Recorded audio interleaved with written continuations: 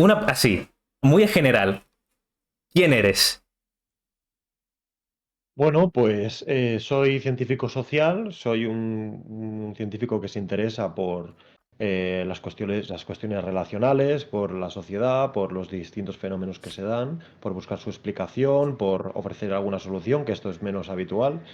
Concretamente soy antropólogo, que es dentro de las ciencias sociales pues está la psicología, la sociología, la antropología, etcétera, y esta es mi disciplina que se diferencia de otras más que nada por la metodología o por las herramientas que tenemos para estudiar los fenómenos, que es la observación participante, que luego si quieres pues lo desarrollamos un poco más. Pero vaya, yo hago un contenido en YouTube, como lo comentabas hace un momento, en el que suelo tratar, me intereso por cuestiones como la masculinidad, la feminidad, la cultura de la imagen digital, las aplicaciones de citas, las revoluciones sexuales y cualquier tipo de temática que esté relacionada con estas. Entonces, sí, es cierto que, si bien es cierto que yo doy mi opinión en los vídeos, pues trato de que la mayor parte de la información que comparto pues esté fundamentada en algo, en algún tipo de publicación científica, en la obra de algún autor. Y, pues eso es lo que hago en Internet. Interesante, interesante. Ahora una pregunta. A ver, creo que eso es muy simple, pero ¿por qué el nombre de Argaver para tu canal? Pues no me lo suelen preguntar porque la gente asume que es mi apellido real, pero no lo es. Simplemente es un nombre ficticio, es una especie de nombre artístico. Y Argaber lo elegí porque me gusta su fonética. Sí que es verdad que me inspiré un poco en un rey de la península ibérica de antes de Cristo, que se llamaba Argantonio, que este prefijo de arg, pues tiene bueno, viene de argenta, de plata, entonces había como una leyenda en la que había un rey que era como medio inmortal y que tenía pues muchas riquezas y grandes cantidades de plata. Me gustó el prefijo de arg y simplemente lo acabé con haber, porque fonéticamente me gustaba cómo sonaba y ya está, no tiene más vuelta de hoja. Hay quien me pregunta, ¿pero esto es de origen árabe o de origen turco? No sé qué yo, no existe. No significa nada en realidad. Hostia, yo pensaba que era tu nombre. Yo qué sé, como eres de Barcelona, dije, a lo No, mejor se llaman así los catalanes por allá. no. Pues oye, pues esa pregunta tuvo más desarrollo de lo que pensaba. Pensé que ibas a decir, así me pusieron mis padres o algo así. Claro, es Escargaber en todo caso sería el apellido, porque como el nombre es Carlos, Carlos en este caso sí que es mi nombre real, claro. Aquí otra pregunta, aquí interesante, que esta pues tendrá un pila de desarrollo. ¿Qué decisiones te han llevado a donde estás en la vida? ¿A dónde estoy en la vida? Sí, bueno, si te Hostia, parece muy, muy profundo, ya. no. Bueno, supongo que las mismas decisiones que suele tomar la mayoría de las personas, o sea, el mismo tipo de decisiones, ¿no? Al final, hay decisiones que determinan tu vida, como son, por ejemplo, lo que decides estudiar. En mi caso, pues sí que lo ha determinado porque, claro, O sea, yo creo que siempre he tenido una naturaleza muy inquieta ya desde niño, aunque siempre fui mal estudiante. Pero en este caso, cuando descubrí la antropología, me gustó mucho el hecho de que es una disciplina que incluye muchas otras, ¿no? Desde la antropología podemos tratar cuestiones de biología, de evolución humana, de psicología, de sociología, de filosofía, de religión, de arte, de ecología, entonces no te lo acabas. Y en este caso, para mí la antropología pues me vino como anillo al dedo y por eso opté por elegir esta disciplina. También en su momento pues elegí estudiar educación, por eso bueno, trabajo con infancia, trabajo como antropólogo pero a la vez como educador porque los conocimientos de antropología los aplico al proyecto, pero vaya, supongo que esta es la decisión más relevante que me ha hecho estar donde estoy, porque en buena medida ha definido quién soy, porque ha determinado los conocimientos que de alguna manera, con los que de alguna manera me identifico, ¿no? Pero más allá de eso, como decisión especial, quizá te diría de que trato de actuar de una manera en la que no me avergüence en un futuro. Pero claro, aquí no te sé decir exactamente cuáles son las decisiones, ¿no? Pero sí que trato de tener en cuenta eso, o casi siempre he tratado de tenerlo en cuenta a la hora de elegir en mi vida, ¿no? Sea correcto o incorrecto, al menos espero no avergonzarme de esta decisión. ¿Qué te motiva a seguir? Rollo que tú digas, va. Lo típico que te da pereza o que dices no quiero hacer nada hoy, pero ese tipo de cosas te motivan a seguir con el tema de la antropología, con el tema de YouTube y con el tema de tu carrera personal. Pues en realidad este es mi punto flaco, como comentamos antes de iniciar la grabación, mi defecto principal en el canal de YouTube es la cadencia a la hora de subir vídeos, que subo muy pocos. Hace poco un usuario escribió algo así como, Argaber tiene muy buenos vídeos, pero muy pocos. Brillante pero holgazán. Pues sí, yo creo que define un poco lo que estoy haciendo en YouTube. Aún así, yo no desisto. Quiero decir, puedo tardar más en subir vídeo, Sí, pero tengo claro que es un problema que tengo que solucionar porque creo en lo que hago. Entonces, sobre todo, tengo la impresión de que al tratar estos temas es fácil como posicionarse en trincheras de pensamiento, ¿no? Bueno, pues si tú vas a hablar de masculinidad, es muy fácil caer en esta masculinidad estereotipada del macho alfa, del gigachat, este tipo de cuestiones, ¿no? Que están mm, muy relacionadas con la red pill. sí, Si sí, tú criticas algunas cuestiones de género, es muy fácil encasillarte con el antifeminismo más intransigente, que cualquier cosa que tenga la etiqueta de feminismo, pues ya no te interesa o ni te paras a analizarla. Entonces yo creo que eso es lo más sencillo y tiene recompensa también, ¿no? Porque creo que hay muchas personas que están deseando consumir ese tipo de contenido en Internet para reafirmar lo que piensan, pero yo considero que trato de hacer algo más complicado. Yo no digo que sea más inteligente o más efectivo o menos, pero bueno, intento analizar este tipo de cuestiones que yo creo que están muy ideologizadas de la manera más aséptica posible, de la manera más sobria, más sosegada, por supuesto que no objetivamente, porque sí. yo pues estoy atravesado por mi manera de pensar, mis gustos, mis intereses, lo que sea, pero creo que ese punto me mueve a seguir haciendo este tipo de contenido, porque creo que poca, poca variedad de opiniones en ese aspecto.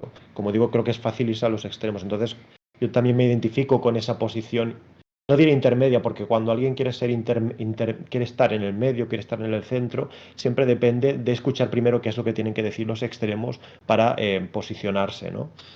Sí. Y yo tampoco quiero decir, yo en algún momento yo puedo estar en un extremo también, pero yo no estoy esperando a oír las opiniones de los demás porque mi objetivo no es ser tibio, sino que yo trato, o sea, yo cuando opino sobre algo suelo partir de la base de que lo más probable es que me falte información para opinar sobre ello.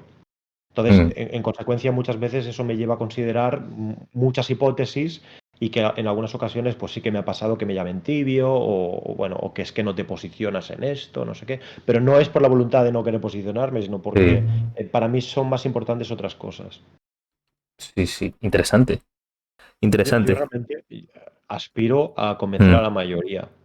sí, Aspiro a convencer a la mayoría de personas que consuman mi contenido. O sea, a mí me da igual de dónde vengas, me da igual cuál sea tu pensamiento, tu ideología. Mi pretensión es intentar convencer a la mayoría. Entonces yo creo que tú no vas a convencer, por ejemplo, ¿no? A una feminista, que es una ideología que tiene pues, mucha popularidad ahora mismo, sí.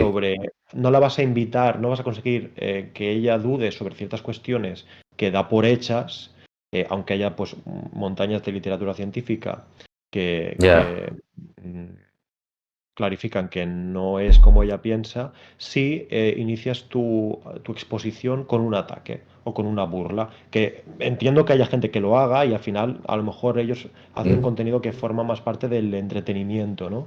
ya. Pero no, yo creo que no es mi camino. Yo a lo mejor en algún momento sí que puedo como fluctuar un poco y acercarme a ese tipo de contenido en cuanto a que hay alguna pequeña nota de humor en lo que hago, puede ser, aunque mi contenido no se caracteriza por eso. Pero vaya, yo simplemente creo que voy por otro lado.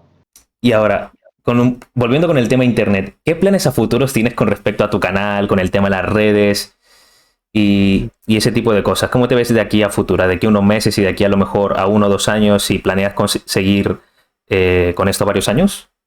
¿Cómo te ves? Claro, eso yo sí que lo puedo planificar. O sea, no puedo planificar los resultados que yo pueda tener, pero lo que sí que puedo planificar es qué es lo que quiero hacer. hacia dónde quiero ir. Hace no mucho me invitaron a un podcast Sí. que tiene página de Instagram en la que lo graban en vídeo, ¿no? Entonces, Mm, una vez han grabado el podcast, cogen diferentes extractos y los suben como shorts en Instagram. Entonces me insistieron mucho en que para llegar a la gente estaría muy bien hacer este tipo de contenido fraccionado también. Así que, bueno, en los próximos meses me gustaría hacerlo. Me gustaría hacer shorts sobre los temas que suelo tratar en YouTube, también en Instagram.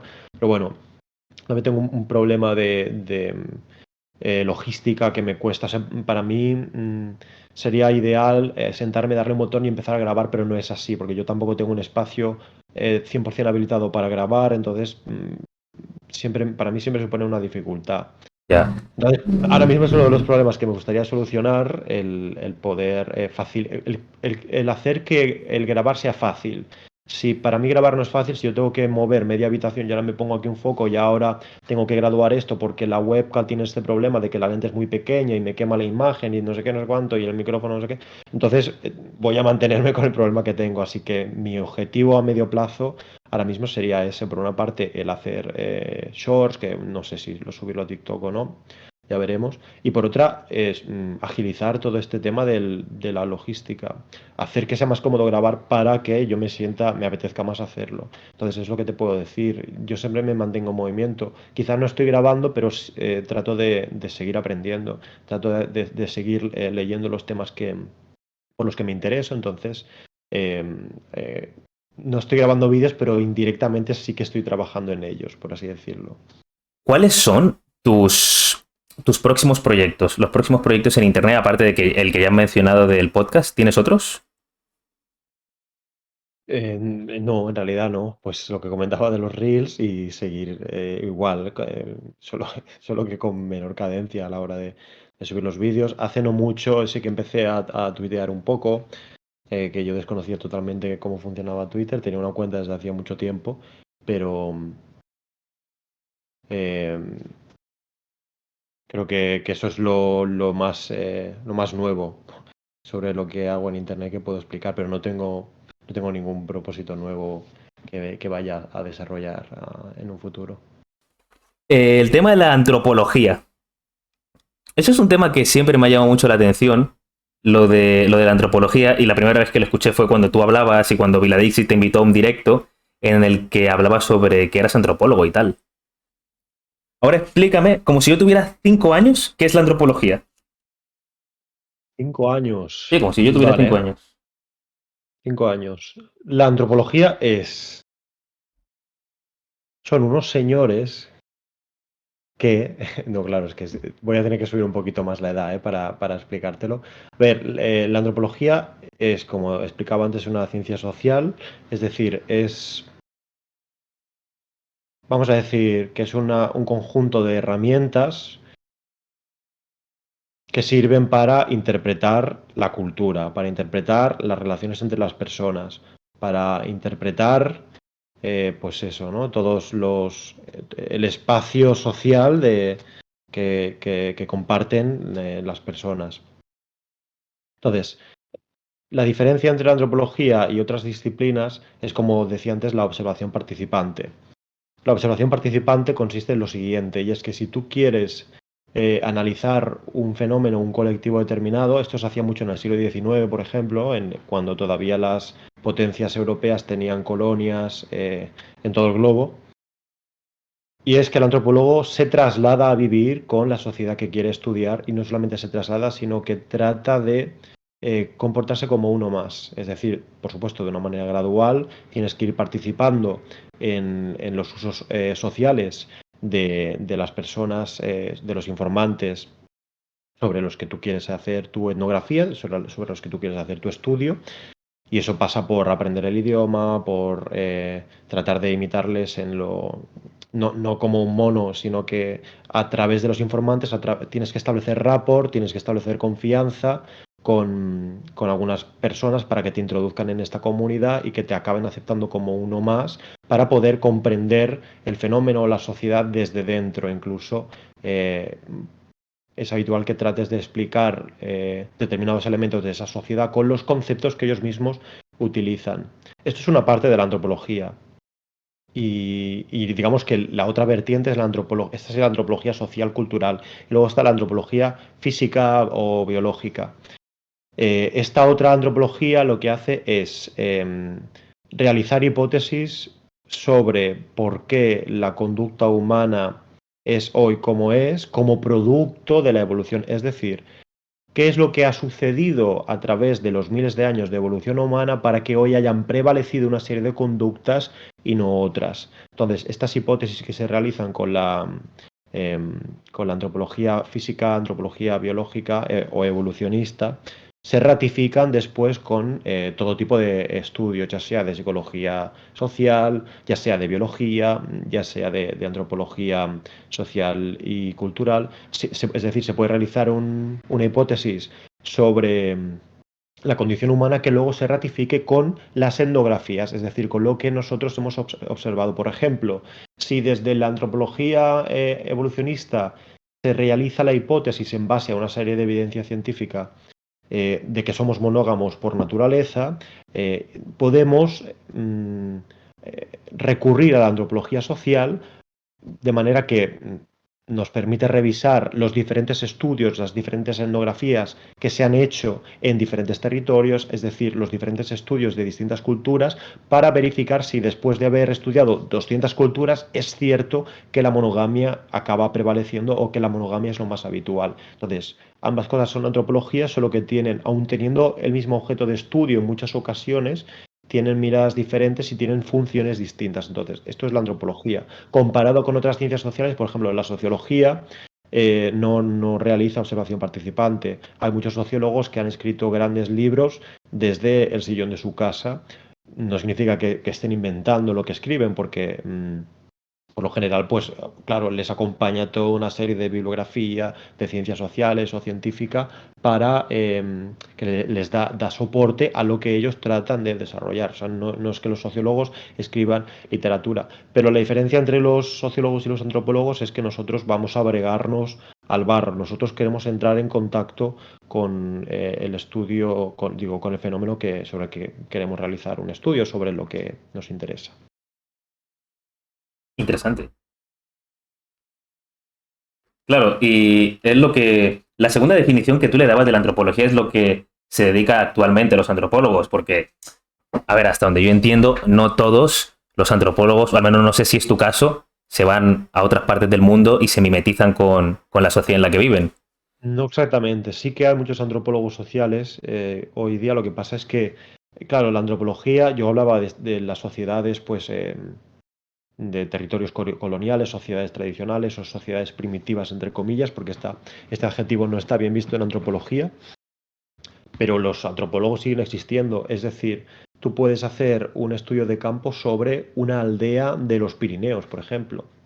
Claro, a medida que estos territorios se han ido decolonizando y la globalización pues ha llegado a todos los rincones del planeta Tierra, ya no puedes, o es mucho, se hace todavía, pero es mucho más complicado acceder a una sociedad que no haya o que haya tenido un mínimo contacto con la modernidad y que tú puedas pues estudiar esa sociedad, ¿no? A ver, sí que ocurre que hay mucho, por ejemplo, los Hadza, los Kun, son sociedades que todavía existen, que desde los años 20 o como mínimo desde el siglo pasado se vienen estudiando, pero luego pasan otros antropólogos para estudiarlo, para hacer su propia etnografía, porque es posible que eh, no los ojos de todo el mundo ven las mismas cosas. No sé si me explico. Y en este caso sí que los antropólogos se encuentran en un momento en el que nos estamos como disputando el territorio con otros científicos sociales. Y tratamos cuestiones que también tratan los sociólogos, que también tratan los filósofos. Podemos hablar de cuestiones sociales de todo tipo que ocurren en nuestra misma ciudad. No hace falta que nos vayamos lejos, solo que, como digo, lo que nos caracteriza es que nosotros vamos allí y nosotros tratamos de participar como uno más. Pero bueno, la antropología social en este momento, la mayoría de los antropólogos estudian fenómenos bastante locales. Y si se van a otro sitio, no se van necesariamente a una isla del Pacífico o se van al último rincón del Amazonas. No es necesario, aunque bueno, yo mismo pues he tenido profesores que han hecho eso, ¿no? Pues he tenido profesores que han vivido Mm. 4 o 5 años con cazadores recolectores, haciendo su doctorado, lo que sea. Hostia, qué guapo. Bueno, Ujú. si te gusta ese rollo. Claro, como lo has descrito, en parte lo que tú haces en internet de, por ejemplo, ir a la calle y preguntarle a la gente, interactuar con la gente y, y preguntarle su opinión al respecto, también es, por así decirlo, como la antropología moderna, ¿no? O la antropología en internet. Más o menos, porque a ver, yo soy antropólogo, pero yo no estoy haciendo de antropólogo en mi canal de YouTube en realidad.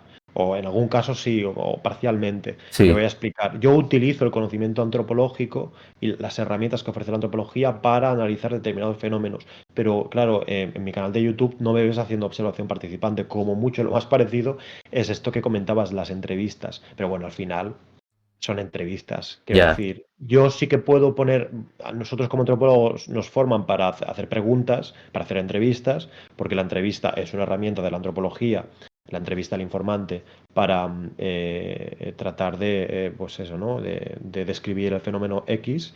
Pero bueno, en este caso son entrevistas bastante cortas. De hecho, si yo hiciese una entrevista antropológica sería un tostón, en realidad, porque sería a lo mejor 2 horas de vídeo y haciendo preguntas muy abiertas, tratando de dirigir lo mínimo posible en la entrevista y al final tendríamos un montón de contenido que probablemente a la mayoría de las personas no les dijese nada. Siempre hay, por eso al final con la edición yo en el mejor de los casos tendría que seleccionar las partes, no porque la gente sea poco interesante, sino porque la antropología genera, la entrevista antropológica genera mucho ruido, te lleva a muchos lugares donde no hay nada que ofrecer. Pero eso no lo sabes hasta que no has llegado ahí. Entonces, aunque yo soy antropólogo, en mi canal de YouTube no estoy haciendo, no estoy haciendo de antropólogo entendido el antropólogo como el observador participante, entendido el antropólogo como esta manera quizá más clásica de ver la antropología, aunque sí que, como digo, pues utilizo el conocimiento antropológico. Vaya, pues una definición bastante amplia para tener yo solo 5 años. Sí, al final debe ser niño prodigio, ¿no? Si lo has Ya, comprendido, claro. A es un mí, niño muy avanzado. claro, también entiendo que al ser una rama tan específica de los estudios y tal, pues no es para cualquiera. Digo, no es muy popular, aunque sí tiene su impacto, porque ¿qué quieres que te diga? Al final la psicología y la sociología van de la mano, como tú lo has explicado. La gente no suele conocer tanto lo que es la antropología, que hasta donde has hablado, y la antropología es bastante importante, o al menos ha sido la base de muchos comportamientos y del entendimiento de lo que tenemos a día de hoy por sociedad. Es interesante.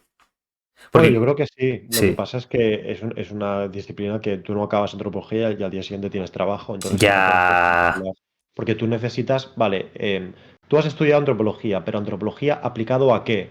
Por ejemplo, puede ser antropología aplicado a la inserción laboral, pues puede ser muy interesante, puede ser muy útil la antropología, pero antropología y ya está, pues claro, pues no te vale para tener trabajo el día de mañana si no es aplicado a algo como decía. O puedes ser profesor de geografía e historia y ser un muy buen profesor si te has formado como antropólogo.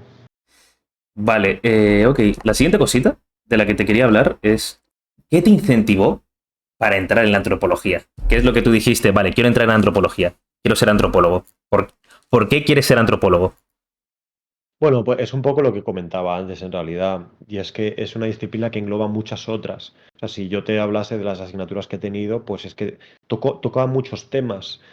Porque al final el antropólogo lo que hace, o las etnografías, que como digo es el estudio de una sociedad, claro, en una sociedad pasan tantas cosas, hay tantos fenómenos, entonces a mí eso pues me cautivó desde un principio, ¿no? Porque tú a través de la antropología te puedes interesar por el arte, por el sistema sanitario, por la gastronomía, por la historia, te puedes interesar por la transformación cultural, por la sexualidad, por las diferencias entre hombres y mujeres, por la ecología, por cómo la ecología, en este caso a los cazadores recolectores, por ejemplo, cómo influye el medio en el que viven a la hora de cómo consiguen sobrevivir en ese medio, cómo afecta a sus instituciones culturales, cómo se generan esas relaciones. Y a mí eso me parece, bueno, como digo, me pareció cautivador desde un principio. Y en ese sentido, como yo he sido bastante inquieto desde siempre, la antropología pues respondía bastante bien a esa necesidad en mí de conocer, de aprender cosas muy distintas que siempre me interesaron. ¿Más o menos a qué edad empezaste con eso? ¿O desarrollaste ese gusto? Claro, a ver, yo realmente empecé estudiando educación, pero no entré a la carrera hasta los 21 o 22, no me acuerdo. Aunque yo ya era un poco medio antropólogo porque ese tipo de cuestiones ya me interesaban. Entonces, no sabría decirte, yo creo que empecé a interesarme por las temáticas que me interesan hoy día cuando era adolescente, sobre todo cuando faltaba a clase y me quedaba en casa aprendiendo por mi cuenta, que suena muy pedante, ¿no? Sí. Este no va al colegio, pero en casa cree que aprovecha más el tiempo. Pero realmente yo lo sentí así. Yo tengo esa vivencia de faltar a clase y sentir que estoy invirtiendo el tiempo en algo más provechoso que lo que podrían ofrecerme en clase. No porque yo fuese muy inteligente, sino porque el formato de educación que yo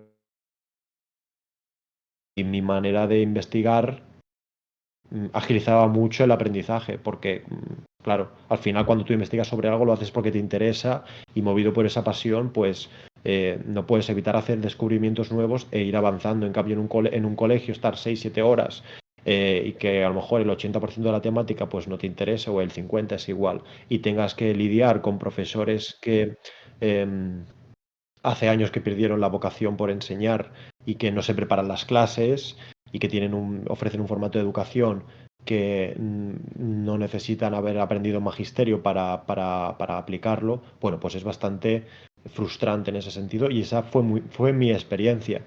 Entonces, creo que mi interés por temas así variados, relacionados con lo humano, por decirlo de alguna manera, empezó entonces. Aunque supongo que la curiosidad pues ya estaba presente, ¿no? Al final yo creo que todos los niños son curiosos por naturaleza. Pero vaya, yo creo que no fue hasta entonces que me inicié en los temas que me suelen interesar ahora y como digo, pues hasta los 21 o 22 años pues no inicié la carrera. Mm. ¿Qué es lo que más odias de la antropología? Pues creo que son dos cosas. Una de ellas que al final tampoco es necesariamente la función de la antropología, pero yo cuando estudié observé que se hacían como grandes análisis sobre muchas cosas, sobre todo en teoría social, que es una de las asignaturas troncales que tienes al principio, que lo que haces es leer sobre diferentes autores para tener una base sociológica, para situarte un poco en el mundo, decir, vale, estoy aquí. Eh, y es que la mayoría de los autores analizan pues la sociedad de manera así un poco asexuada o el capitalismo o lo que sea, pero no ofrecen ninguna alternativa a las críticas que hacen. Es decir, cuando digo que analizan, en realidad lo que quiero decir es que realizan una crítica.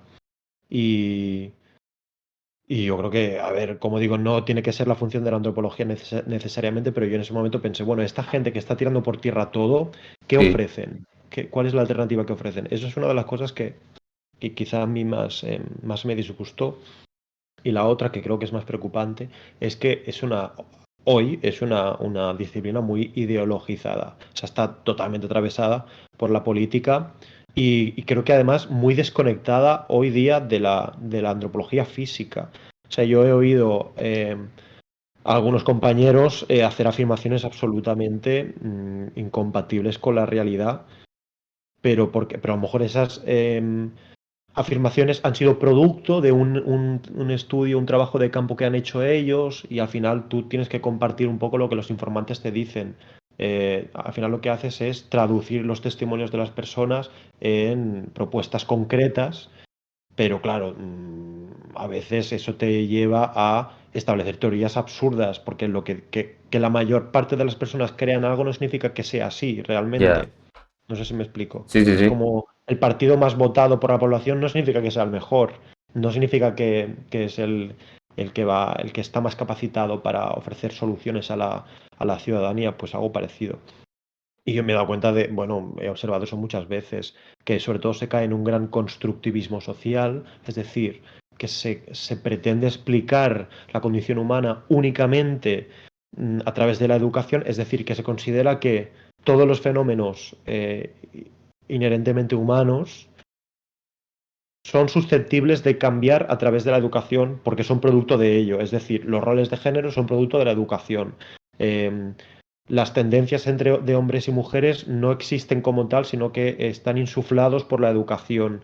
Bueno, todos, yo creo que esto es lo más paradigmático, sobre todo los roles de género o sea, se considera en antropología, yo creo que por malos antropólogos llegan a creerse determinados discursos sobre que nosotros somos una especie de tabula rasa, que es esto que decían los griegos, de que vienes al mundo como una especie de bloc de notas vacíos y es la sociedad la que imprime en ese bloc de notas pues lo que tenga que imprimir sin que tú puedas hacer nada.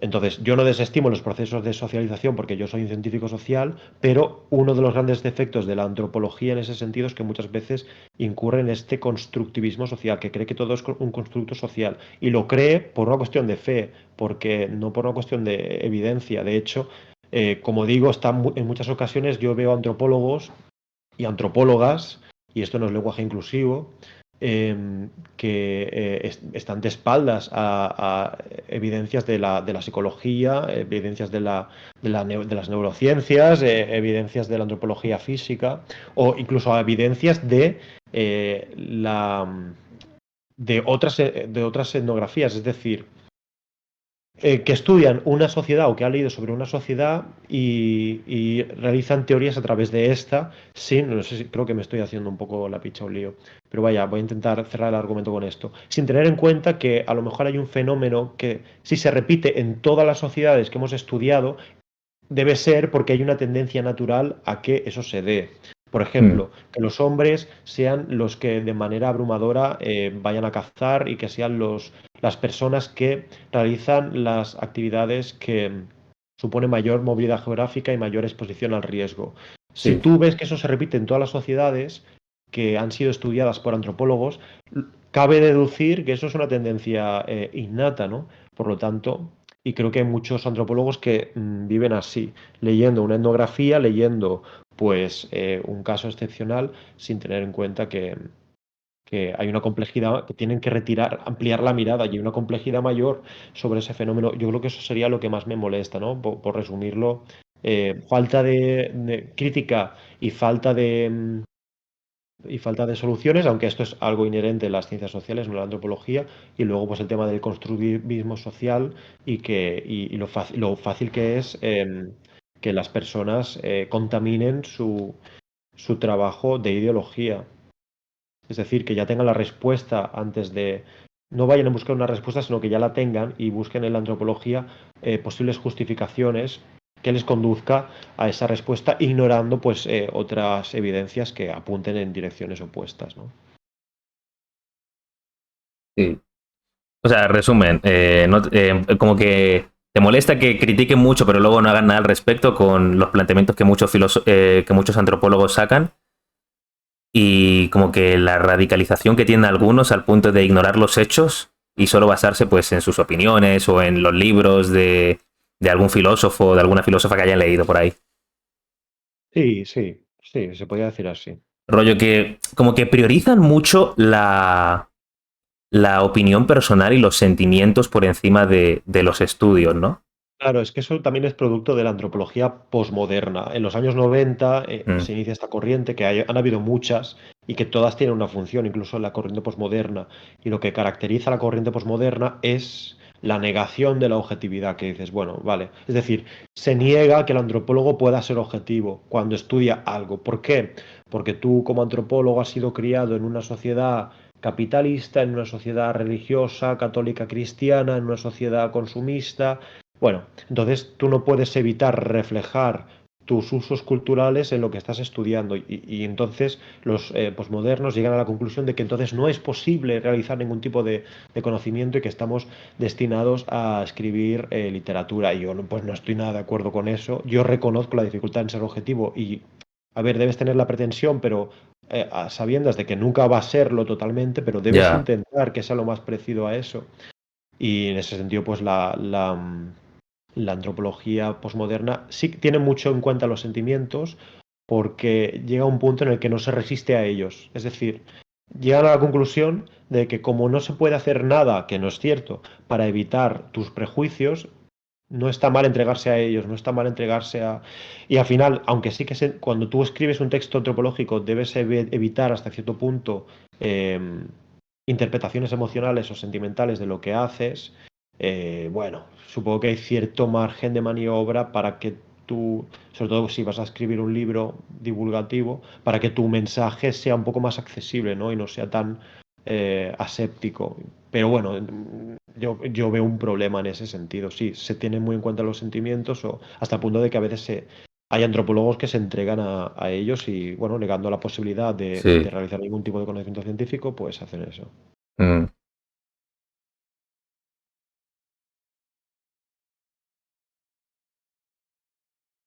Interesante la postura que pones. Y es más una crítica hacia la antropología posmoderna, ¿no? A lo que vas tú, lo que va tu crítica. Sí, Mm. sí, sí, de hecho, ya no solamente la antropología, pero en las ciencias sociales, como digo, de los 90 para aquí, de los 80 en algún caso, incluso depende de cómo más para atrás, pero ya se ven visos de esta posmodernidad, incluso también por el hecho de que hay más, hay falta de elementos a estudiar, porque como digo, pues ya no contamos con esa variedad de sociedades que contábamos antes. También se incurre en lo siguiente, y es, como digo, no solamente la antropología, porque esto ocurre en muchas ciencias sociales.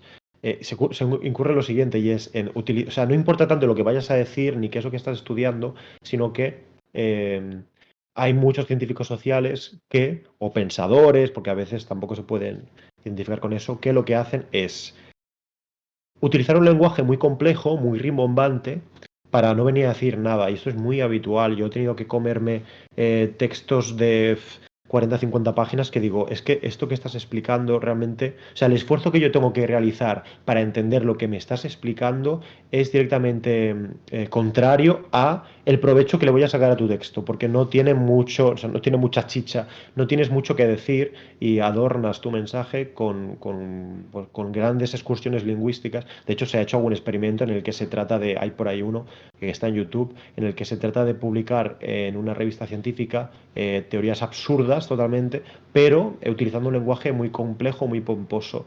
Al final, yo creo que dentro de las diferentes corrientes posmodernas se incurre en esto de enaltecer, es como esta posición del crítico pedante que enaltece todo lo que no Sí, entiende, ¿no? sí, Es como sí. este crítico de cine que cualquier peli así random que no sea capaz de interpretar, que no tenga ningún sentido, por el simple hecho de que no le encuentra sentido, ya cree que es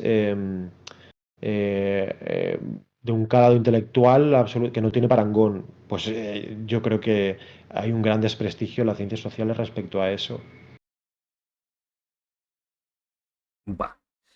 Interesante, interesante. Y eso pasa, lo he visto, pero pasa casi en todo, incluso en el mundo fitness o en cualquier sitio, que no solo te hablan rollo que te ponen palabras muy complejas, sino que a veces te ponen palabras en inglés, ¿sabes? O en latín, para sonar Sí, sí, más sí. Hay una cultos. lógica, sí, hay una lógica parecida. A ver, cuidado, que yo lo que no quiero decir es que haya que utilizar un lenguaje Claro, totalmente claro. llano Sí, para sí, que tú. sí. No, lo que pasa es que esas palabras complejas o más precisas o más cultas ayudan a que tu mensaje se entienda con más claridad o con más precisión. Si ayudan, pues adelante, que se utilice, pero hay que saberlo medir. Y yo recuerdo pues, leer frases largas de decir, no he entendido nada, voy a empezar, voy a partirla por la mitad, voy a ver si entiendo. Si no lo entiendo, voy a partirla por la mitad otra vez Mm, y decir, es que esto es ridículo. Pero bueno, en ese momento tenías que aprobar y pues es lo que pasa mucho con Michel Foucault, por ejemplo, que no es antropólogo, pero sí que es filósofo, sociólogo, hay quien lo quiera, depende de cómo se clasifique, que a veces sí, de hecho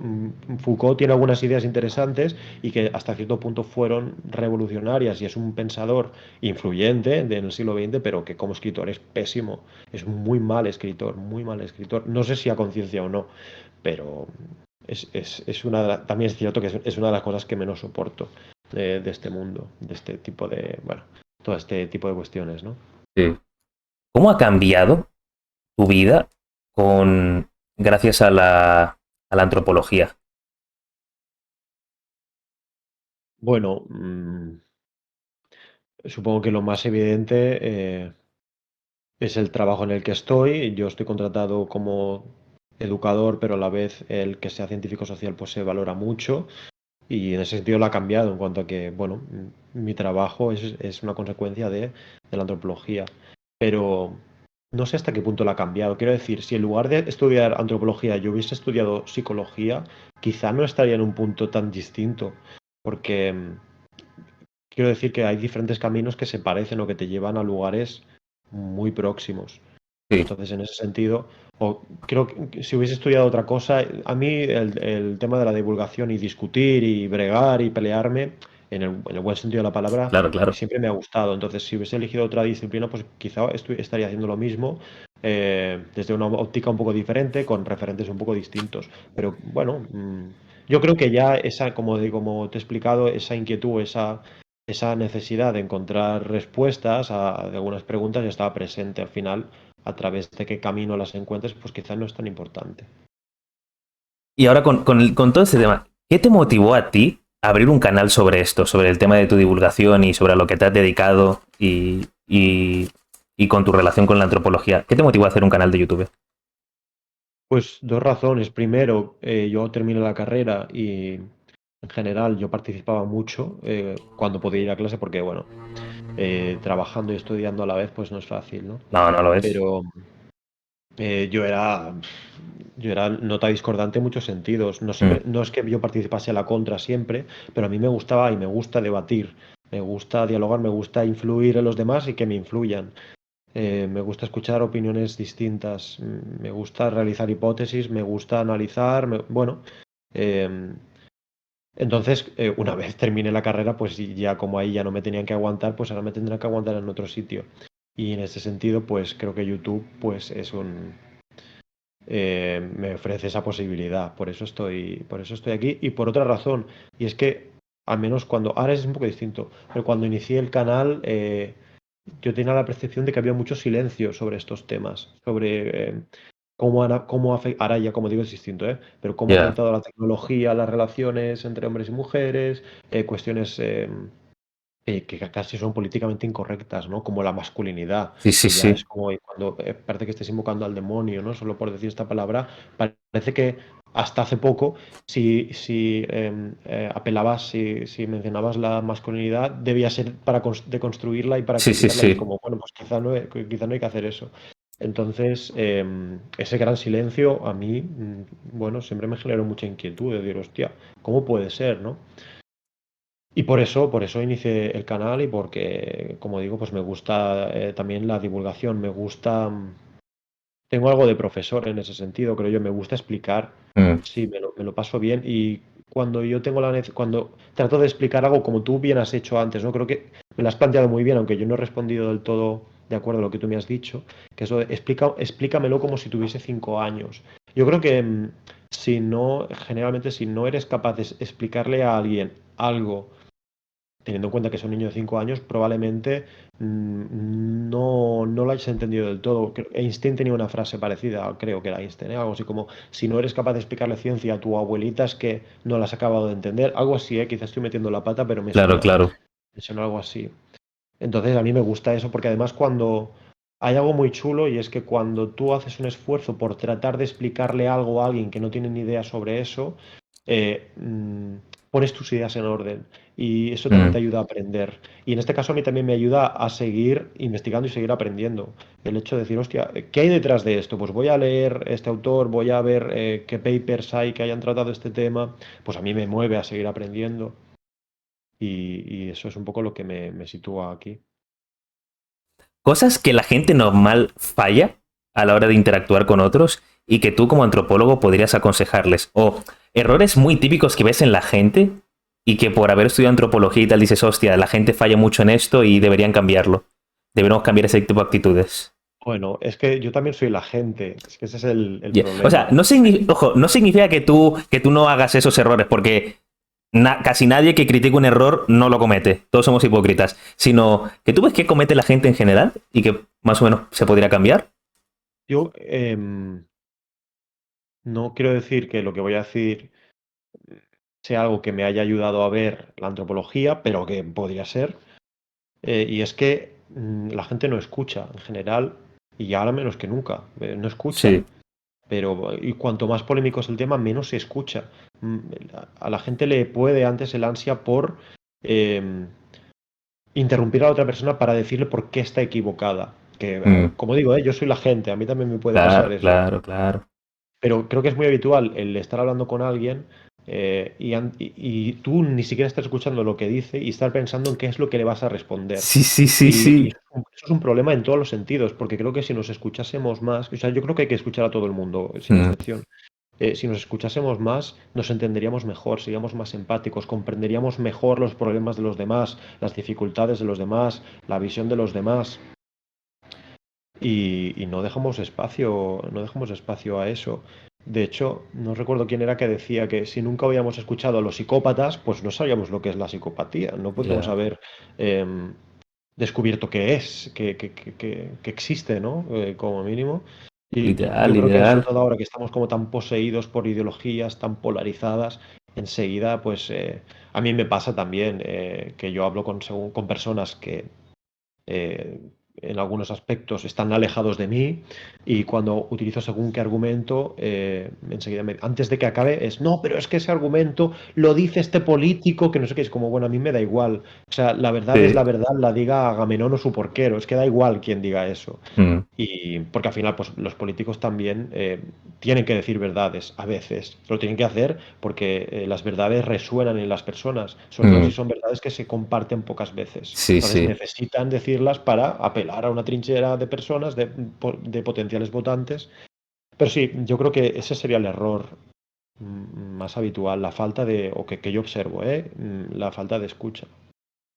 Claro, como en Fight Club, cuando Marla decía de cuando estaba hablando con el narrador al principio de la película y le decía que iba a estos sitios de rehabilitación y de ayuda a la gente con problemas, porque en estos sitios la gente te escucha y no sencillamente está esperando su momento para hablar.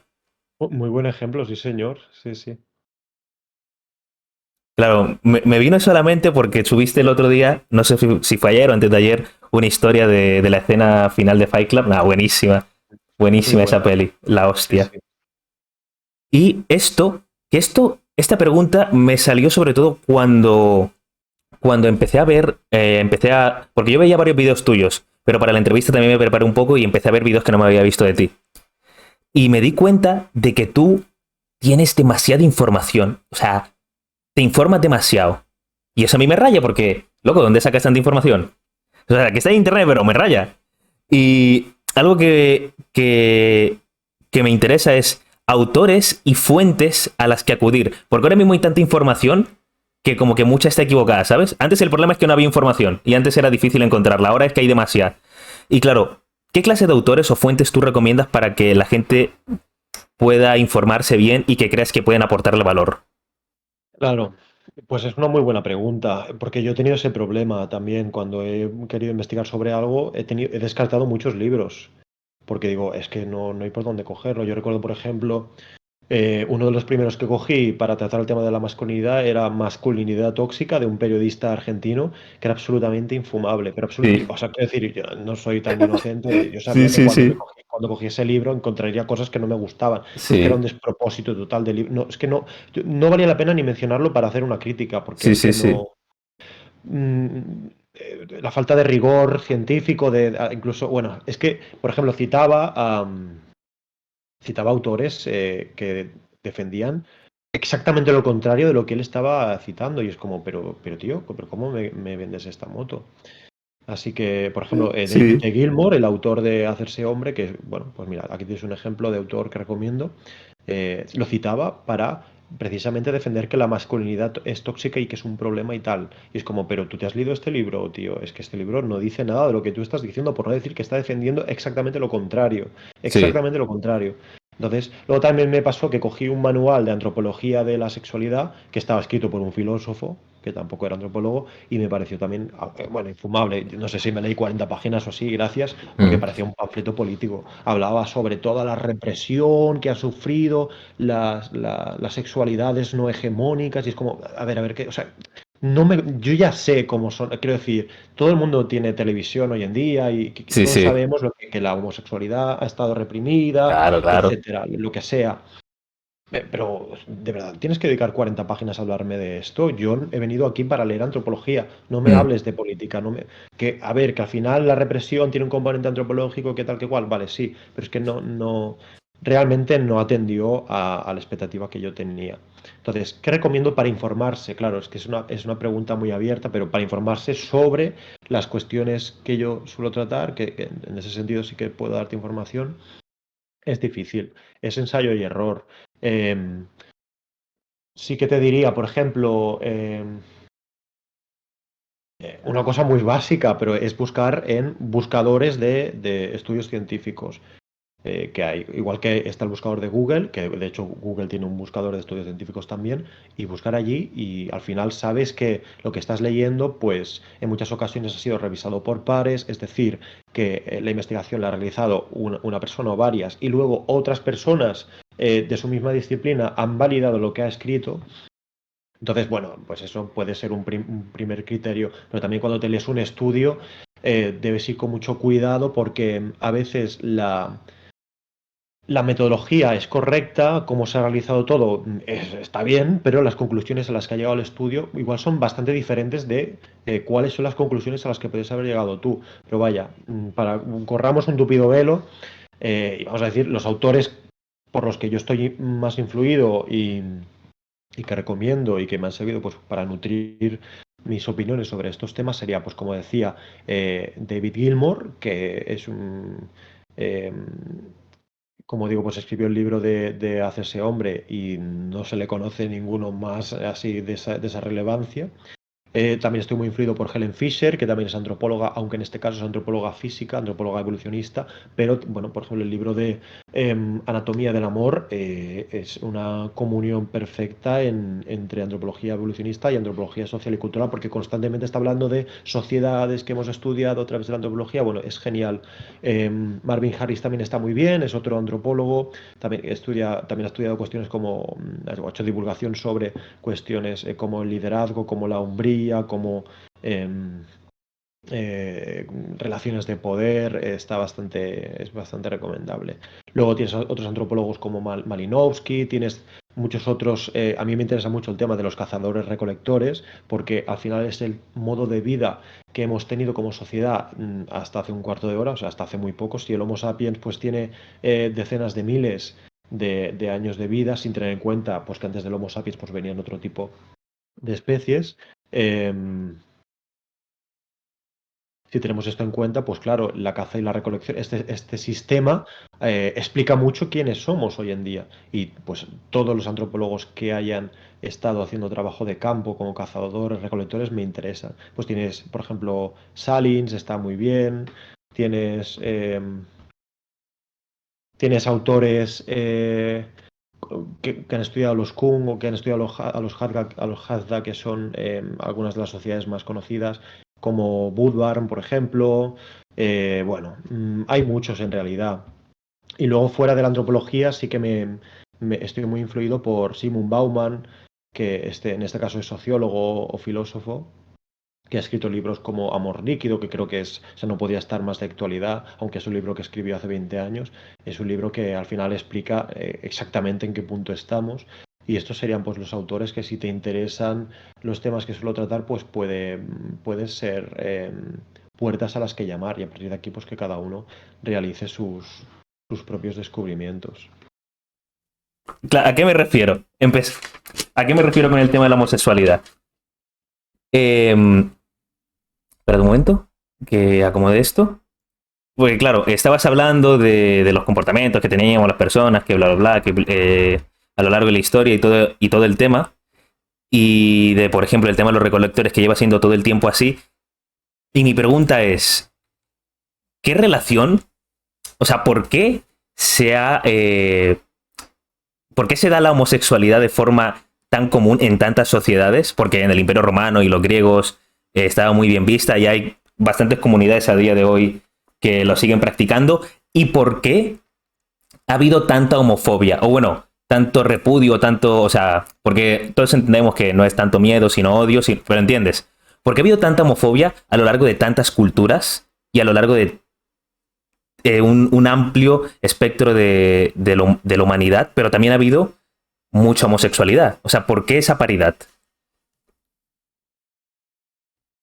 Bueno, realmente la homosexualidad sí que estaba presente en Grecia y Roma, pero es un poco un mito el pensar que estaba bien vista, no exactamente.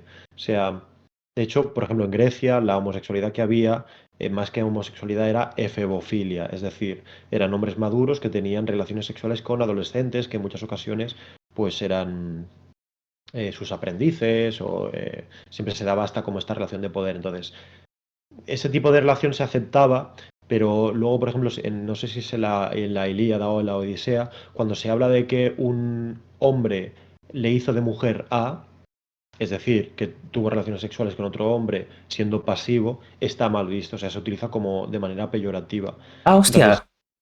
sí, sí, se suele hablar de que en la Grecia clásica o en la Roma todos eran bisexuales y todos tienen relaciones con... Pero no es así. O sea, sí, había una mayor tolerancia a la homosexualidad que, por ejemplo, en el mundo islámico actual, pero no tampoco es del todo cierto que estuviese muy bien vista, sino que, bueno, se toleraba en contextos determinados y había una homosexualidad mejor vista que otra. Y sí que es habitual, pues, por ejemplo, en el ejército romano sí que se habla de que tal emperador o tal persona para acceder al poder antes o de adolescente tuvo relaciones con fulanito. Entonces, respecto a por qué ha estado tan perseguida, yo realmente no lo sé. No lo sé. Claro, por ejemplo, creo que la masculinidad es feroz y en ese sentido, o sea, los hombres siempre han tenido una gran presión social para ser masculinos y hay un perfil de homosexual que es poco masculino o no lo es en absoluto, o a veces es incluso más afeminado que las mujeres, que Sí, generalmente es quien suele adoptar el rol pasivo, ¿no? sí, sí. Entonces, bueno, puede que haya algo de relación, porque al final uno de los elementos de la masculinidad es procrear. Y si tú tienes Mm, relaciones sexuales que no son compatibles con la procreación, pues en ese sentido no estás proveyendo al grupo de hijos. Es una teoría que no se sostiene más allá que de mis propios razonamientos, ¿eh? No, claro. no te sabría decir. Y sí que tengo la impresión de que las sociedades que aceptan la homosexualidad, como digo, generalmente aceptan mejor al homosexual activo que al pasivo. Mucho, mucho mejor, aunque bueno, hay muchas maneras de entenderlo y hay sociedades eh, con bajo nivel de desarrollo tecnológico que aceptan la homosexualidad de manera muy amplia y hay hombres afeminados que son aceptados, Mm, incluso a veces hay hombres afeminados que son homosexuales y tienen un rol concreto en los que hacen como de terapeuta y tienen relaciones sexuales con otros hombres que vienen a consultarlos en sus momentos de bajón y bueno, es un tema súper rico en ese sentido, ya. pero vaya, al final también no deja de ser un misterio el tema de la homosexualidad. Hay muchas especulaciones sobre por qué, si no tiene una función reproductiva, por qué a día de hoy pues todavía existe, todavía hay pues, muchas personas homosexuales. Y Pero vaya, animales. sí, sí, aunque sí que sí, yo he oído alguna vez que no es o sea, que no es cierto el hecho de, aunque son homosexuales, que no copulan entre sí, o sea, que se estimulan de otras Claro, maneras, pero claro. no se penetran, por así decirlo. Claro, no es Sí porque que haya he oído amor. de Mm. ¿Cómo? No es porque haya amor, es sencillamente porque buscan el placer. ¿Te No, refieres a eso? yo creo que sí que se pueden enamorar los animales, probablemente sí, en la medida en la que un animal se puede enamorar, no Sí, te sí. sabría detallar qué es eso, pero sí por ejemplo, hay animales, casos en el zoo en el que a un macho se le trae una hembra para que copulen, Sí. para tener más animales, y el macho rechaza a la hembra y prefiere la compañía de otro macho, entonces. Sí, yo creo que es equivalente en ese sentido Sí. una pareja homosexual a una pareja heterosexual en el mundo animal. Yo creo que sí, en muchos Mm, casos puede ser así. claro. Hay ciertas teorías que Mm, dicen que la homosexualidad se desencadena, que tiene un componente genético, en el sentido en el que habría un grupo de genes que te predisponen a ser homosexual, pero que tienen ese mismo grupo de genes ofrecen una serie de ventajas a la especie y por eso perduran. Es decir, vamos a suponer que, por ejemplo, una mujer lesbiana, sí. si hay un grupo de genes que la han predestinado sí, para ser lesbiana, ese mismo grupo de genes la ha hecho que en caso de expresarse en un hombre, ese hombre sea más fértil. No sé si me explico. O al Sí, revés. sí. Es decir, el mismo grupo de genes que crea o genera homosexualidad en un sexo, expresados en el otro sexo, pues tienen una ventaja como puede ser el que sean más fértil. Entonces, es una de las posibles explicaciones por las cuales, eh, aunque está desvinculado de la procreación, Mm, esa orientación sexual persiste. sí. Claro, es que, claro, yo te lo preguntaba con el tema de los animales porque yo tengo un colega, ¿no? Y él tiene un montón de perros en su casa. Y todos los perros son gays. Todos los perros son Todos los gays. perros son gays. Claro, y yo. Enti- O sea, que cogen entre ellos, ¿tú me entiendes? Que se la van Ya, se van rotando ahí, se van turnando. Y yo. ya, Sí, bueno, claro, pero es eso al final. También los perros tienen ese instinto sexual que si no sí, encuentran no sé si es cada 6 meses, necesitan procrear y si no lo hacen, sí, buscarán sustitutivos. Y puede ser otro claro. perro, puede ser tu pierna o puede Ya. ser el respaldo del sofá.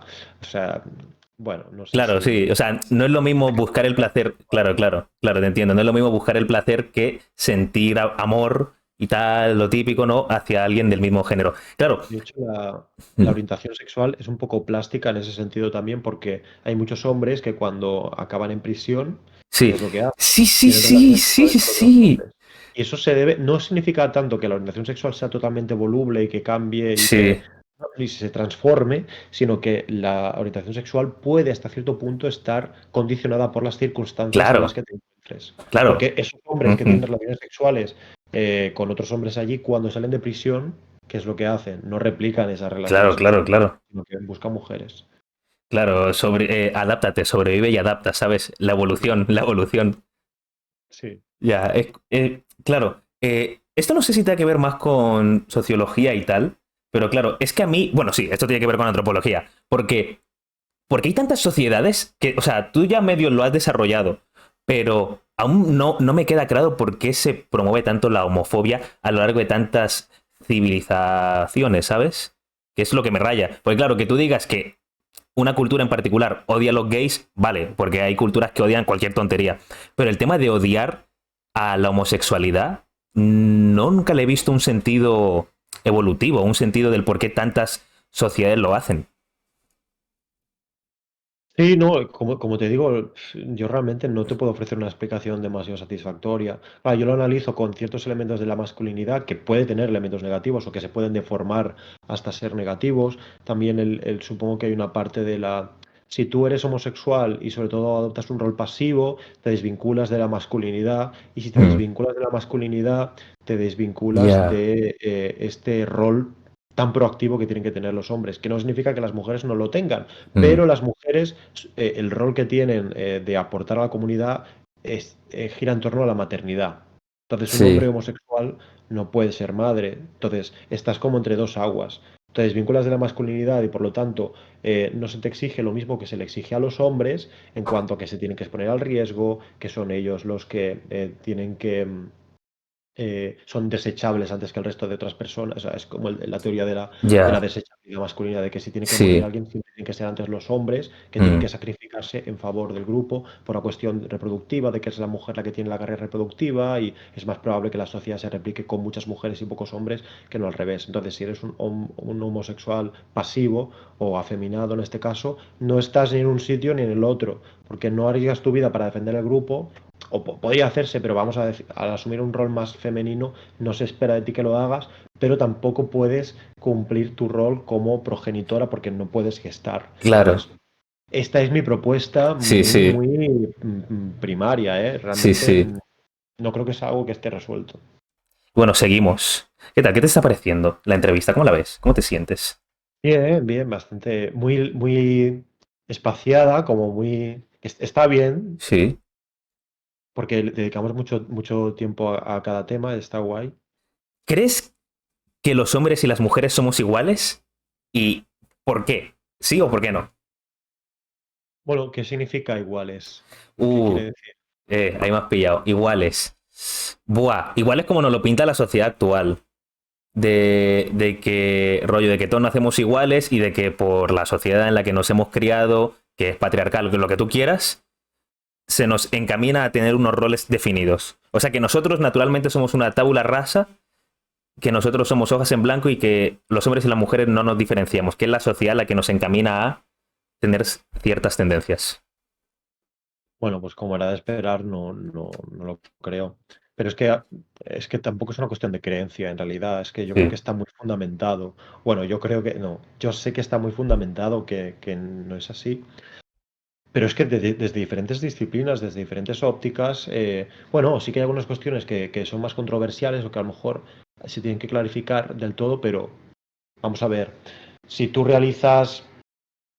tú te detienes a estudiar pues todas las etnografías que tenemos en todas las sociedades, vas a observar algo y es que los patrones se repiten. O sea, tú no vas a encontrar ninguna sociedad en el que los roles de género se inviertan, por ejemplo.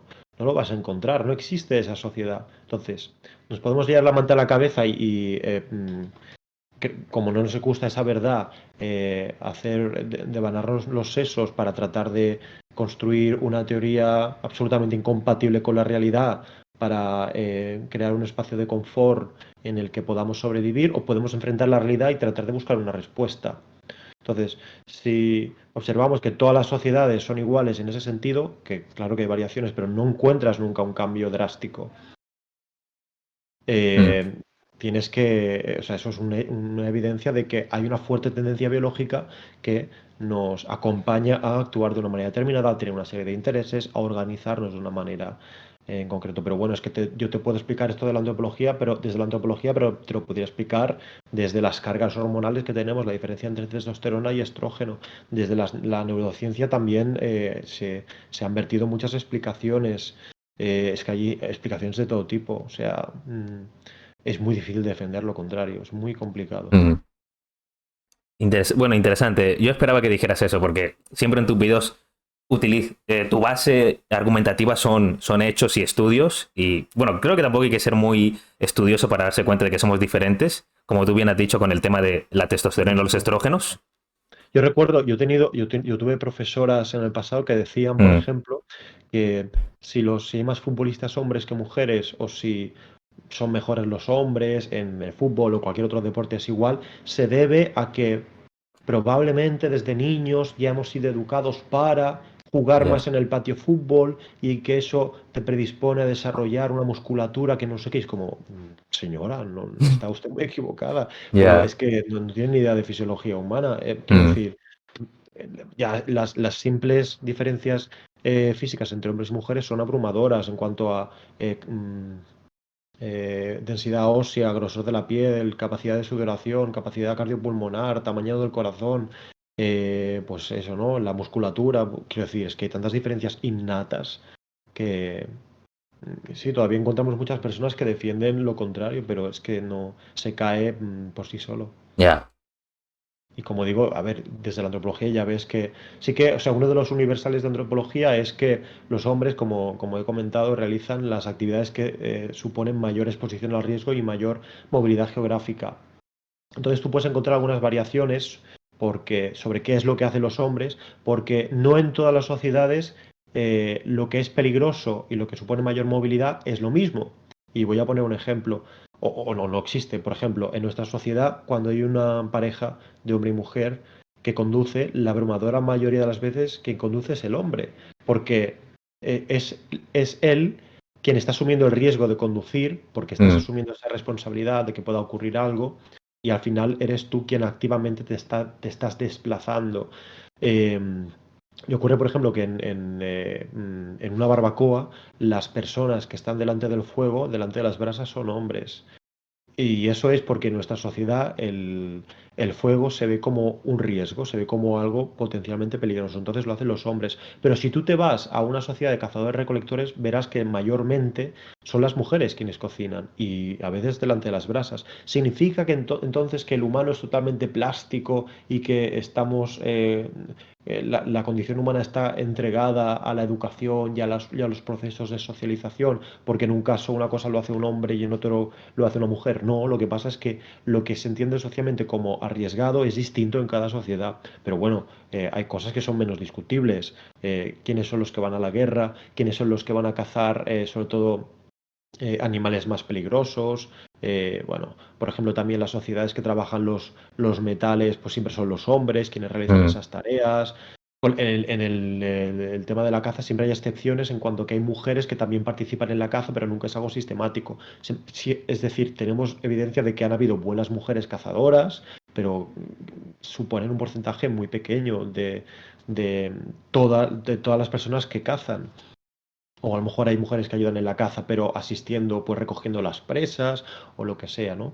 Pero quiero decir, es que las diferencias son abrumadoras. Tenemos estudios también como el de Baron Cohen, en el que ya desde que somos bebés, parece que hay un interés por parte de los varones por prestar más atención a un sistema o algún tipo de elemento abstracto que se mueve que prestar atención a una cara como sí que hacen las niñas, que parece que la diferencia no es muy acusada, ¿eh? Pero bueno, que es que antes de que se inicien estos procesos de socialización ya podemos observar algún cambio que nos invita a reflexionar. Entonces, las diferencias están por todas partes y se puede observar desde diferentes disciplinas, como decía. Esto ya es un tema que has ido tocando ya bastante y es cómo ves las relaciones de parejas en los últimos años y en los años venideros, ¿cómo las ves? ¿Cómo crees que van a ser las relaciones de pareja? Vale, yo creo que la, como dice Simon Bauman, la moderna racionalidad líquida ve opresión en los compromisos duraderos. Es decir, ahora está muy de moda el tema de las relaciones abiertas y el Sí. poliamor y este tipo de cuestiones, pero como una oposición al modelo tradicional. Pero el modelo tradicional es entendido como la monogamia. Y yo pues me cruzo con discursos a cada cual más loco, como que la monogamia es un producto del cristianismo, de la religión, y que no es natural y que lo natural para nosotros como animales que somos es hacer el animal y es Claro, tener, claro. ¿no? Vivir en una horda promiscua, como Engels proponía en el Manifiesto Comunista, no sé dónde lo propuso, que en algún momento se creyó que antes de la civilización como tal vivíamos en hordas promiscuas y que teníamos relaciones entre todos de manera desordenada. Y hoy día pues sabemos que eso no hay ninguna evidencia de eso, por no decir todo lo contrario, ¿no? Que efectivamente la monogamia es lo más habitual. Entonces, yo creo que como en muchos otros espacios, vamos hacia, si ya hay un problema de soltería, que en fin, yo desarrollo en mis vídeos, que es producto de la tecnología, producto de una problematización de la monogamia en este caso, producto de una problematización de las relaciones heterosexuales que se ven como intrínsecamente opresivas. Bueno, hay mucha soltería porque yo creo que hay determinados discursos que se han exagerado tanto que al final se han transformado en algo nuevo, como el tratar de desestigmatizar la soltería femenina, se ha convertido, que yo me lo he encontrado en muchas ocasiones, en encumbrar la soltería femenina como una suerte de empoderamiento. Y es como, a ver, está bien desestigmatizar la soltería Sí. femenina porque no necesitas tener pareja para ser feliz y quizá como mujer tu propósito o uno de tus propósitos no es casarte y tener hijos y está bien aceptar eso, pero no lo hagas a costa de problematizar el tener pareja y tener hijos, porque nos vamos a la mierda. Porque es algo llamado Ya. natalidad, y si va cuesta abajo, pues vamos a desaparecer Mm. como país. Que hay un problema de sobrepoblación en el mundo, pero aquí no. En España es al contrario. El índice de natalidad es de 1,19 hijos por mujer. Para que nos hagamos una idea, la tasa de reemplazo, para que la sociedad se mantenga igual, en lugar de 1,19 debe ser de 2,1. O sea, estamos muy lejos de donde deberíamos estar. Entonces, hay una problematización evidente sobre, como decía, la monogamia, la heterosexualidad, la familia, el tener hijos. Ya se empieza a hablar de que tener hijos es algo reaccionario, ¿no? De que es algo como de derechas. Sí, antisistema. En consecuencia es antisistema. Yo Sí. creo que lo viene a ser. Es un poquito punky tener hijos ahora, ¿no? Formar una Ya. familia y tener hijos. Entonces, para acabar de responder, ¿cómo veo yo esto en el futuro? Yo creo que vamos a un modelo de relaciones plural y polarizado, en el que habrán personas que habrán adoptado un formato muy tradicionalista, en el que incluso se positivizará que la mujer sea ama de casa y que tenga un rol muy secundario en cuanto a su capacidad para aportar a la economía familiar. O sea, que habrá un polo en ese sentido, muy ligado a la religión probablemente, o como mínimo al tradicionalismo. Y luego un polo contrario que es el que más de moda está ahora, ¿no? Que es de relaciones abiertas, de cero compromiso. Eh, yo creo que sobre todo es este otro polo se va a caracterizar por hacerlo placentero por encima de lo correcto desde mi punto de vista, o desde lo responsable, ¿no? Es decir, caer en un hedonismo absoluto y sobre todo comprar un discurso muy parcial sobre lo que son las relaciones y que se entenderá como la verdadera libertad, como la verdadera autorrealización.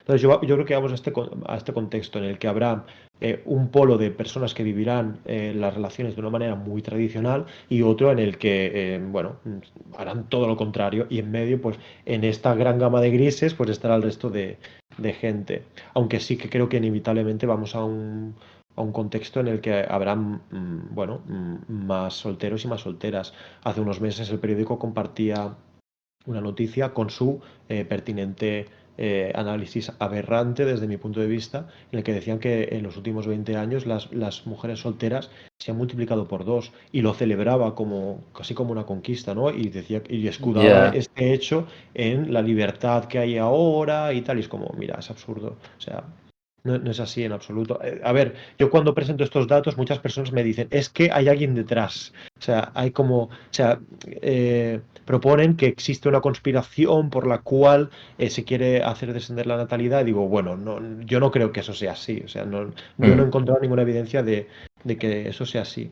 Pero hay una frase en italiano que dice, se non è vero è ben trovato. O sea, si no es cierto, bien podría serlo o está bien encontrado. Yo no creo que sea así, pero parece o sea, está muy bien hecho.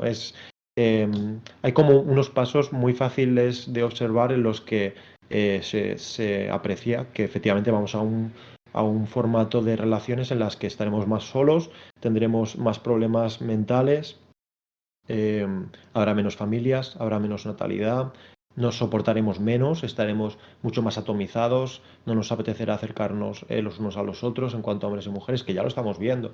Y yo insisto, yo no creo que haya ninguna mente pensante detrás de esto, Claro. pero puedo llegar a entender que haya gente que si quiere hacer un acto de fe, Mm. llegue a la conclusión de que así es. Digo, bueno, pues yo no creo que sea así, pero entiendo que observes que podría serlo, ¿no? Sí, sí. Yo tampoco creo que. Yo creo que es el destino, el tema de las tecnologías, el Sí, desarrollo que hemos tenido. claro, No. sí, sí. Sí.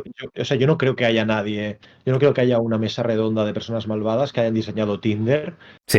para joder a la sociedad. No, lo que pasa Ya. pues es que nos ha tocado. En este caso es un shock tecnológico, como otros elementos que influyen en qué modelo de relación tenemos. Pero vaya, yo no creo que haya la voluntad de hacer eso. Ahora que lo acabas de decir, tío, que acabas de mencionar Tinder y otras apps de citas, ¿estás a favor o en contra? Pues sí, yo no puedo estar ni a favor ni en contra del todo, porque al final, aunque reconozco los problemas que puede suponer o que ha desencadenado, es una herramienta y depende de cómo la utilices. Si tú no te quieres comer mucho la cabeza, pues te recomiendo que no utilizases Tinder. Pero bueno, si sí que quieres dedicarle algo más de tiempo, Tinder puede ser una herramienta provechosa a muchos hombres y no necesariamente a los más atractivos. Tinder hoy día les ha ofrecido muchas más opciones que las que podrían haber tenido tiempo atrás. Y eso pues conviene tenerlo en cuenta. Yo no suelo hablar de mi vida privada en Internet, pero sí que puedo decir que yo mismo he utilizado la aplicación pues varias veces y, bueno, he tenido experiencias de todo. Pero en general mis Mm. experiencias han sido positivas y para mí han sido un recurso más que he utilizado y me ha ayudado a conocer gente que de otra manera pues quizá no hubiese conocido, ¿no? Entonces, yo creo que la sociedad sería mejor sin Tinder y este tipo de aplicaciones, porque todo sería mucho más real.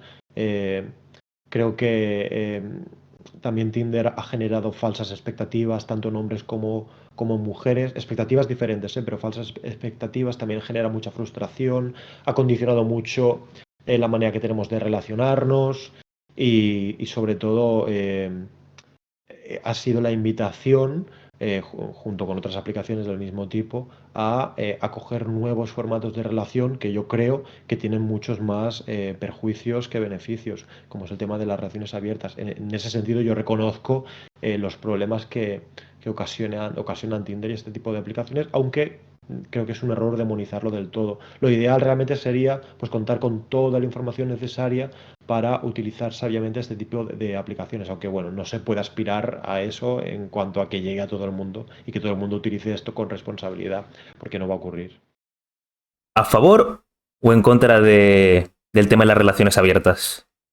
Yo no las quiero para mí. Y yo no es que esté en contra de las relaciones abiertas, sino que estoy en contra de que se proponga el tema de las relaciones abiertas como una forma más elevada de conciencia, como a mí me han llegado a decir, y de toda la narrativa que acompaña las relaciones abiertas o de casi toda. O sea, yo tengo un máximo respeto por una pareja que pues decide abrir la relación después de muchos años porque les apetece tener relaciones con otras personas. Yo Sí, no soy quien para decir a la gente qué es lo que tiene que hacer, pero yo sí. creo que se está divulgando sobre este tema con mucha irresponsabilidad. Eh, Al parecer sí que algunos de los libros que tratan estas cuestiones insisten en que si tú llevas a la práctica este tipo de relación debes de ser muy responsable, necesitas una gestión emocional pues mm, que no tiene nadie en realidad y está bien que se advierta sobre esto, pero al final la gente no asume esto. Quiero decir que se entiende, hace poco una chica que el tema de las relaciones abiertas son la nueva presión social. O sea que ahora hay una hay una presión social no para mantenerse en monogamia, sino para acoger las relaciones abiertas como una forma moderna de Sí. tener relaciones y una forma no posesiva. Entonces, creo que no se atiende a todos los inconvenientes que supone el tener relaciones abiertas. El principal es que estás exponiendo tu vínculo, el vínculo que tienes con tu pareja, en el sentido en el que Mm. si tú cada semana o cada mes, es igual, eh, tienes relaciones con una pareja nueva, con una persona nueva, al final, por una cuestión de estadística, tú o tu pareja encontraréis a alguien que al tener relaciones con esta persona, pues ese encuentro trascienda lo sexual y que haya una conexión emocional especial y por lo tanto, pues está poniendo en riesgo tu vínculo de pareja. Yo soy mucho más partidario de lo que en antropología se le llama monogamia serial, es decir, tú tienes pareja, una pareja convencional con todo lo que supone, tratas de que tu vínculo sea funcional y que dure lo máximo posible y cuando ya no te rente en el sentido en el que pues ya no estés enamorado o te hayas enamorado de otra persona o simplemente sientas que la pareja no funciona, pues con toda la naturalidad posible rompas esa relación e inicies otra, que es lo que hacen todas las sociedades y que han hecho todas las sociedades a lo largo y ancho del mundo, que es tener varias parejas, pero no simultáneas. Pues ahora tengo una pareja, duró 4 años, duró 10, duró 20, los que sea, y cuando el amor se acaba o cuando la pareja deja de funcionar, pues inició otra relación y ya está. O sea, esto de las relaciones abiertas no, o sea, no tiene parangón, no hay, o al menos yo no he visto, ¿eh? Yo no he conocido ninguna sociedad que apliquen esto de las relaciones abiertas. Hay sociedades más o menos laxas con el tema del adulterio, que todas que yo sepa castigan el adulterio, pero bueno, hay que las que lo castiga de manera más severa y que lo castiga de una manera, pues eso, ¿no? Más laxa y tal.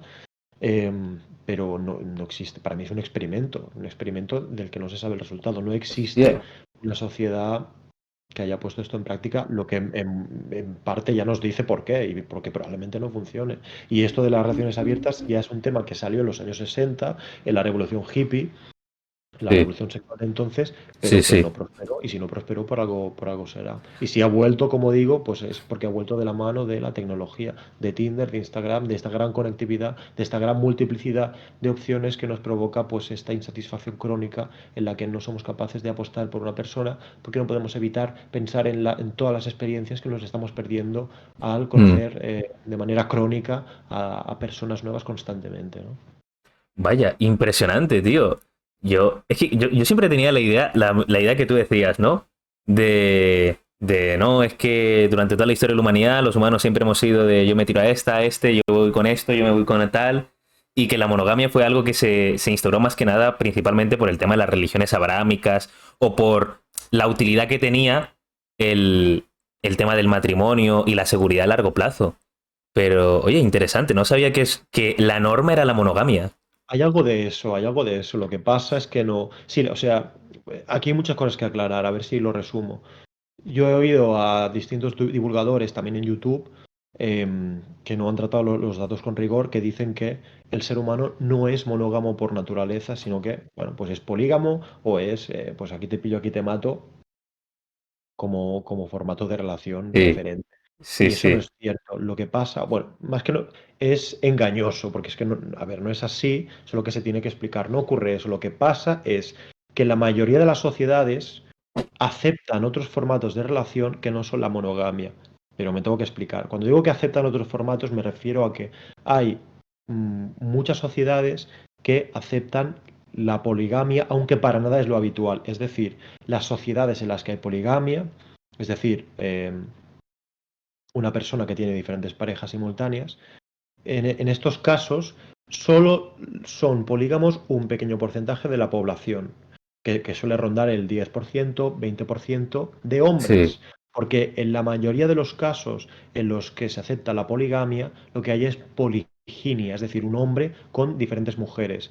Y como digo, es una pequeña cantidad de hombres. De hecho, no es un 20% de la población, es un 20% de los hombres, o un 15% de los hombres, o un 10% de los hombres. Y rara vez excede este porcentaje. La abrumadora mayoría de estas sociedades son monógamas, lo que no significa que luego no hayan otro tipo de relaciones y tal. Y cuando se dan este tipo de relaciones, casi siempre es poliginia, no es poliandria. La poliandria es la poligamia, es una relación polígama en la que la mujer tiene varios esposos. Hay algún caso donde esto se da, pero muy pocos casos. Suele ser en sociedades donde hay un gran desbalance entre hombres y mujeres, que hay muchos hombres y muy pocas mujeres. Entonces una manera de capear al temporal es para contentar a todo el mundo, es bueno, vale, pues entonces esta mujer va a tener dos esposos o tres, pero es algo absolutamente anecdótico. Y como digo, la abrumadora mayoría de las personas que existen y han existido son monógamas. Lo que pasa es que, claro, lo que algunos divulgadores hacen es coger y decir, vale, el 80% de las sociedades aceptan la poligamia,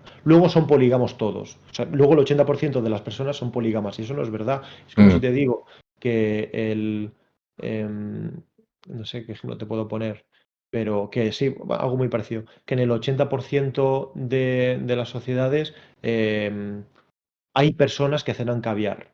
Eso no sí, significa que el 80% de las personas cenen caviar. Eso significa claro. que en esas sociedades hay gente que hace esto, pero no es representativo de la sociedad. Sí, sí, sí. Hostia, impresionante. Curioso. Y cuando mencionabas el tema de que solo los hombres practican ese tipo de comportamientos, es algo que se ha hablado mucho y que lo he escuchado en muchísimos podcasts de rollo los Red Pill, los Sigma, que ahora te preguntaré sobre el tema, de que como que es muy común, muy normalizado que los hombres sean polígamos y que las mujeres no. ¿Tú por qué crees que se da eso? Claro, yo mismo he utilizado la palabra polígamo para ahorrarme explicaciones en algún Sí, vídeo, sobre todo los primeros o el primero, sí, pero no es real, o sea, no es que no es poligamia en realidad, al final son relaciones casuales porque no estás formalizando ningún vínculo, ninguna pareja. Pero lo que sí que es verdad es que hay un interés por los hombres para tener más parejas sexuales. No significa que a los hombres les guste más el sexo, ni que los sí, hombres valoren más la neofilia, ¿no? Este gusto por la novedad. No necesariamente significa eso, sino que ocurre lo siguiente. Si hacemos una encuesta y le preguntamos a hombres por un lado y a mujeres por otro, ¿cuál es el número ideal de parejas sexuales que le gustaría tener simultáneamente? Los hombres responden 40, las mujeres responden 2.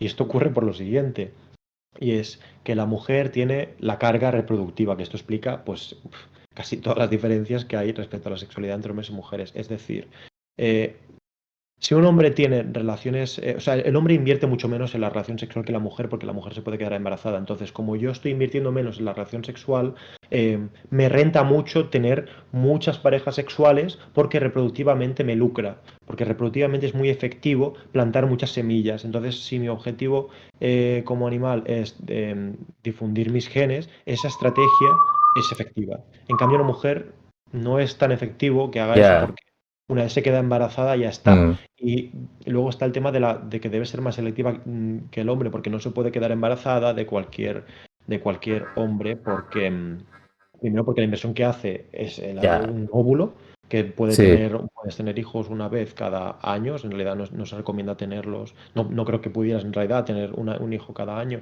pero teniendo en cuenta pues lo que dura el embarazo y luego todo el tema, todo el tiempo que estás amamantando a tu hijo.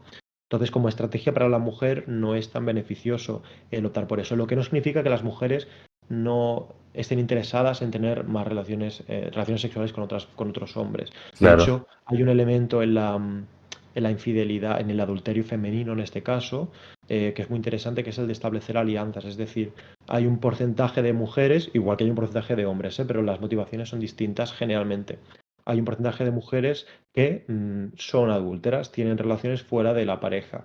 Y desde un punto de vista reproductivo, no le interesa tanto, o sea, no le lucra tanto, no lo hace tanto por quedarse embarazada de otra persona, sino porque las mujeres en muchas sociedades han utilizado el sexo como una manera de establecer alianzas o establecer relaciones eh, que pudieran serle de ayuda en un futuro. Si Sí. tú has sido adúltera y has tenido varios amantes, si el día de mañana te falta tu marido, Mm, tienes otros hombres que podrán asistirte y ayudarte. Y esto no significa que la mujer sea mala malísima y que lo haga de una manera consciente y claro, claro. racional porque está buscando la mínima oportunidad para traicionarte, no, porque el hombre también es adúltero Ya. como la mujer. Lo que pasa es que el hombre pues tiene otras motivaciones diferentes, no lo hacen tanto para tejer esa red de apoyo o esas influencias, ¿no? Al final no, las motivaciones son distintas, pero la práctica es la misma.